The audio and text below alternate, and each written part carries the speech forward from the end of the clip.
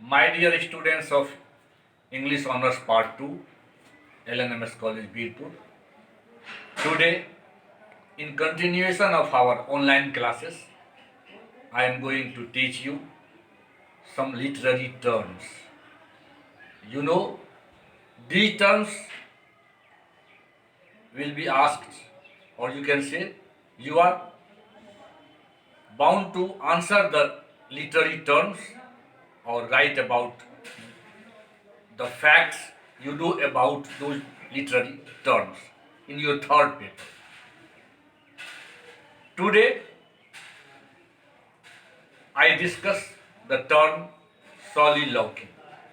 You know, soliloquy is a term which has been derived from the Latin word solo and loquer. Solo means to oneself and loquer means I talk. In this way, you can say soliloquy means talking to one's own self. अपने आप में, अकेले में जब कोई character कुछ बोलता है, और बोलने में भी आप देखेंगे कि when the character speaks it loudly, it is called soliloquy. It is a dramatic device to express the innermost thoughts and feelings of a character and to reveal his or her intentions. Through this device, a character speaks his feelings all alone. No other person is expected there.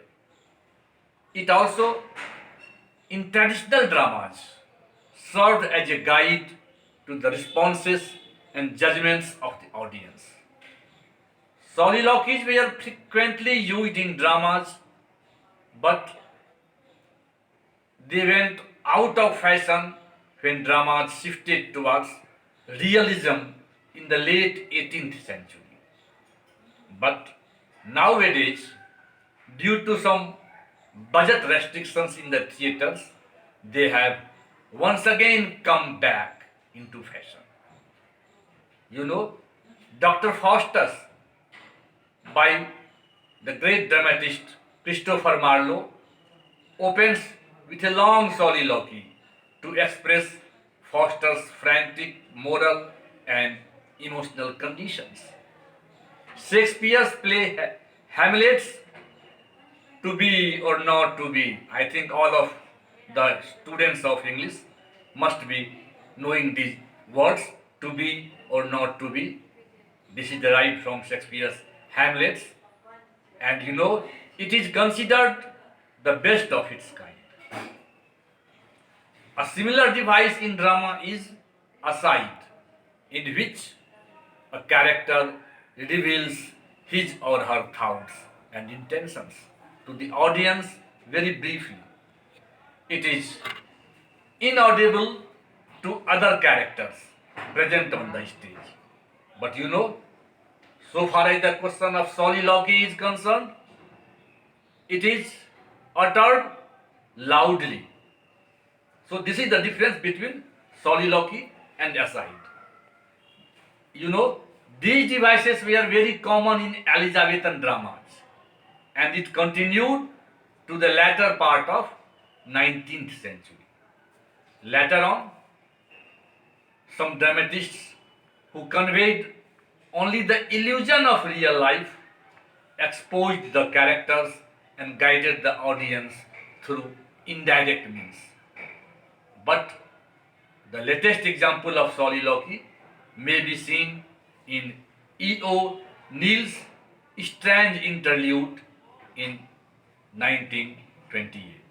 Dear students, there are some other literary terms also which I will be teaching you later on. But here I request you not to copy the others, not to use the same words which other students use.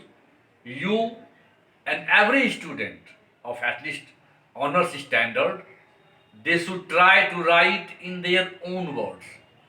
And I think go on practicing.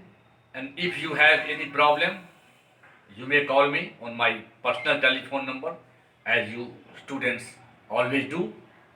And then in my next classes, I will be here with some other literature already prescribed in your syllabus. Thank you. Thank you all.